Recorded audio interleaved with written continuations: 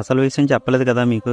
ఈ గంగాలమ్మకి ఒక రూపం అంటూ ఉండదు. ఘటాన్ని మోసిన పాప, ఊరి గురవడు, స్థలాన్ని శుభ్రం చేసిన అమ్మ, సంబరాలు చేసుకుంటున్న కుర్రోళ్ళు, డప్పు కొడుతున్న పెద్ద మనుషులు, ఇలా ప్రతి మనిషిలోనూ ఆమె రూపాన్ని చూసుకుంటారు మా గిరిజనులు. ఎంతమంది ఎన్ని కోరుకున్నా అన్నిటికంటే ముందు ఊరు బాగుండాలనే మాటే ఉంటుంది. మా అత్తమ్మ ఏం కోరుకుందో గానీ గట్టిగానే కోరుకుంది. మీకు ఘటాన్ని మోసిన పాప కోసం చెప్తాన్నా కదా, 210 గడపలు, 3 రోజులు, కిలోమీటర్న్నర దూరం, తన ఊరి నమ్మకం, ఇలా మొత్తాన్ని తన నెత్తి మీద పెట్టుకుని ఒక చిక్కటి చిరునవ్వుతో మోసింది ఈ పాప. ఎక్కేసింది 100 మెట్లు ఒకసారిగా నా దృష్టిలో. పండగ చివరి రోజు, అందులోని ఊరి నిండా యూత్తే, మరి మామూలుగా ఉంటుందా? ఉదయం 4 గంటల వరకు ఒకటే మ్యూజిక్.